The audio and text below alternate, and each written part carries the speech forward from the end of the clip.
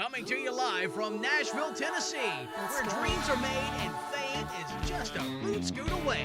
It's the Nashville Entertainment Weekly Show, the new show with your host, TJ Cates. Hey, this is TJ again. We're here with the lovely Debby Campbell.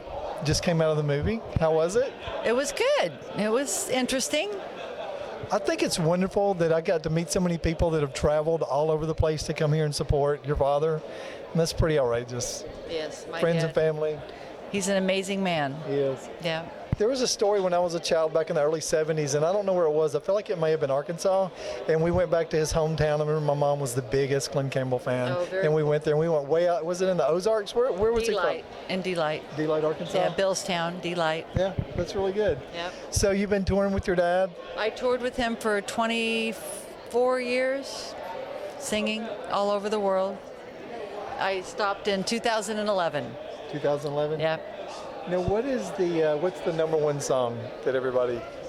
Of Dad's, Rhinestone Cowboy, of course. time, Or right? By the Time I Get to Phoenix, or Wichita Lineman. There's so many, right? Oh, yeah, there are. There's so many. Yeah. I think it's great. Yeah. So I think that's wonderful. My grandmother dealt with that for a long time, and it's like the long goodbye. So it's been really good that you got to spend so much time with him and spend time with him. And I think it's good that you were there for him all the time, Right. and when some people maybe weren't able to. Right. So I think it's incredible. And tell me about the film. Tell me what that was about.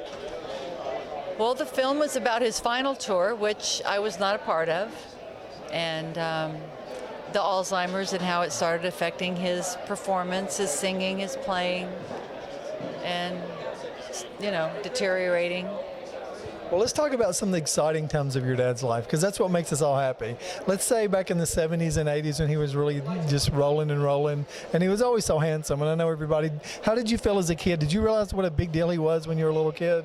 I really didn't, and it's really funny. I just wrote a book, and it came out in Europe on Monday. What's the name of it? My Life with My Father, Glen Campbell, and it will be released in the States in September. But I talk about some of those moments where we were in England, and I was going to school over there, and he came and he told me to, he sent a driver for me because I was like a couple hours away, and they brought me to London, and he was doing a radio show, and I remember once we came out of the radio show, and I was in the car, and Dad was walking toward the car, and all of a sudden, all these fans just started for him, and I'm like, oh my God, they're going to rip all his. I think my mama was probably pretty close by. And I jerked him in the car. I'm like, oh my God, Dad, they could have ripped all your clothes off, I mean, He was used to it. Right, but I wasn't. I mean, I just, that's my dad, you know. I mean, it was pretty wild. That's so cool. Yeah. That's so cool. So that's what I always wonder about when you have such a big star for a parent. I mean, it's still your dad, And when you're a teenager, it's your dad, and he's not the smartest in the world. We know. And then they're so famous, so he just flew you to London. No, I was living in London, Oh, you were going to living in school. London. I'm sorry, I was going to school over there. My stepfather was in the military, so I was going to school over there. And so every time Dad would do a tour over there in England, he would send a car for me at the base and bring me to London so I could spend time with them. And but on the road, I have to say, the years that I spent singing with him, we had some really great father-daughter moments, playing gin cards, in first class, sitting in laundromats in Reno, Nevada, doing laundry, playing cards while our laundry's washing. Yeah. Just normal, everyday father-daughter things that you can only wish for, Well, what did your dad think about Nashville? What was his big happy times at Nashville? I don't know. You don't know? No, he played at the Grand Ole Opry, didn't he? We have played here. I have played here with him, and I have also to? have played the Grand Ole Opry with my dad. I don't know. Dad was kind of like a Nashville, on the outside of Nashville, I think, Not a rebel or anything. But now everybody loves him. It comes full circle. Well, it's because Nashville, I don't know, Dad was kind of like not real country, and Nashville is real country. Yeah. Even though Dad was real country too, in a way, so it's kind of weird. It's kind of a love-hate relationship, But Well, it's so funny now with Nashville because, like I said, I can't play or sing, but all my friends do.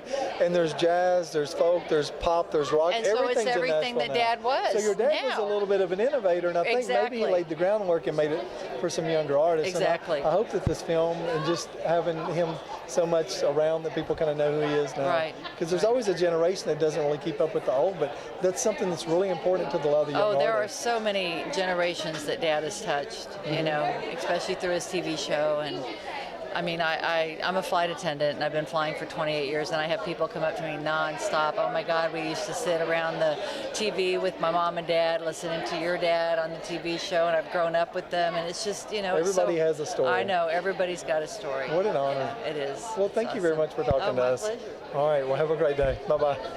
Nice meeting you. Nice meeting you. Let's go.